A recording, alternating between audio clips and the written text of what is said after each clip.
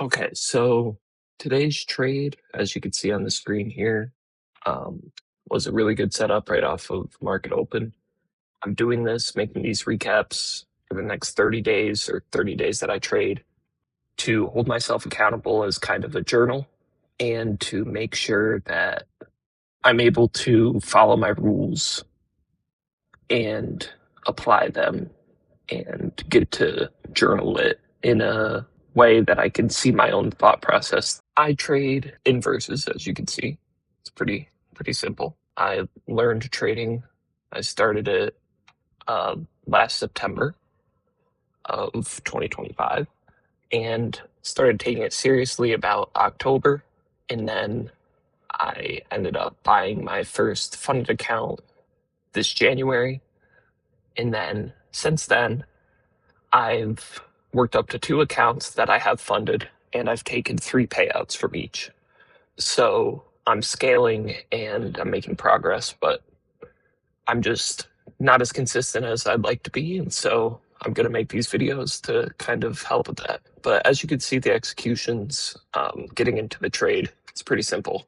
I just put 2 cons on when it closed below this 15-second gap, and then targeting the intermediate term low on the way to the 4-hour low, which you'll see once I go to the higher time frames. But we have all this low resistance on the way to the TP, and it was a low hanging fruit because, as you see, price never ended up hitting this low and probably won't during the morning or maybe at all. So let me just turn these executions off.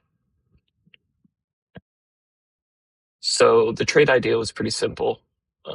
Coming into market open, if we go on the 15-minute, there was this 15-minute gap that hadn't gotten hit yet on both indexes, as you can see. Scale down, I was just on the 1 minute at first.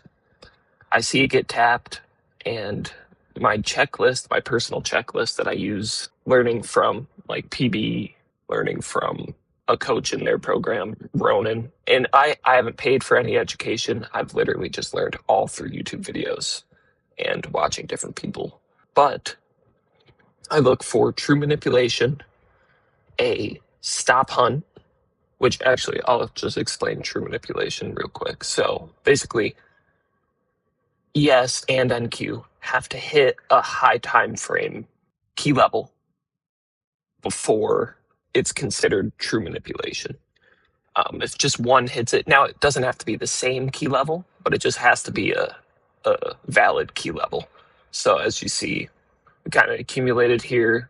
We come up into the 15-minute gap immediately after market open, sweeping out short-term buy side, and then obviously distribute down to the low.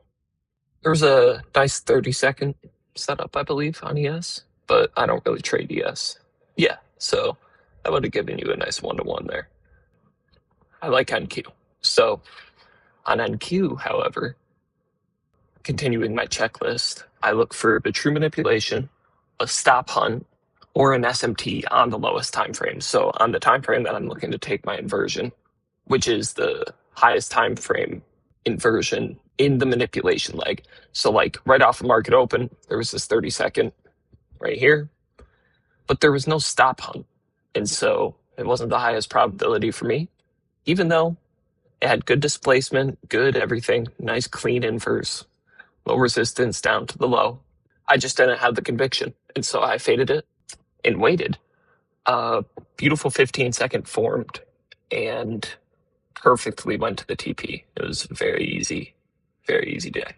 But I look for the, again, low resistance on the way down to my final TP.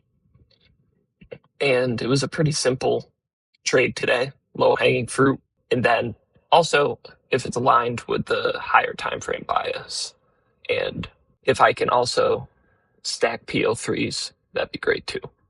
Coming into this, very simple, gave me a 1.24 RR trade, and I made about $700 on the day across my 2 accounts. I'll just show both accounts. Boom. If we go on the 15-minute, you can see, I know, sorry about the all the text. Well, I can just actually remove it. So we had this 15-minute gap. It got tapped right at market open. Immediately sweeps the high, distributes lower, takes out the short-term low, and then it eventually came up here during the 15 minutes. But if we look at the 30-minute, you could see I actually was not trading with the PO3. I was actually trading the manipulation of the PO3, but I had very high conviction in it. And so I took it just to the low-hanging fruit. Because in my eyes, at least it needed to be swept before moving higher, because we had such a good reaction off this 15-minute gap. And I believe there wasn't a 30-minute gap, but we had such a clean reaction and everything I just laid out on the 15-second off the 15-minute gap that I knew that I'd just go for the low-hanging fruit and, yeah, banged a trade right there. But if that didn't play out and I didn't get a setup, I was going to use this gap as my condition for the day and be bullish if this gap got inversed. So that was my analysis coming into the day. If we go on the even higher time frames, we could see 4 hour, there's all-time highs up here, and we've kind of been in this sell model for the last week. That's really the trade of the day. This is really just to hold me accountable on my trades. Yeah, so I have been trading quote unquote full time for the last 2 months, where I've been trading on funded accounts that have been passed. And I just recently blew 2 combines. Be transparent here. And I'm gonna rebuy those 2 and another one and try and pass them. Now, obviously, I trade different on my combines than I do on the past fundeds. I risk 0.8 to 1% each trade on my fundeds, and then I'll risk 2% on my evals so I can pass them as fast as possible. Because with Top Step, you need 3 trading days. So if I risk 1,000 per trade, I can meet the goal. Because I average about a 1.3 RR on all my trades.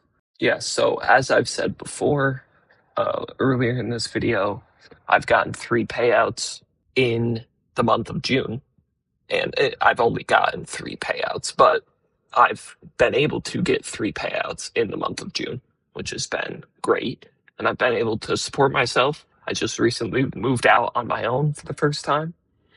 And I've literally been able to support myself off of trading. But my goal is to obviously scale this up and see what I can do in these next 30 days to maximize that. And I will see you all in the next one.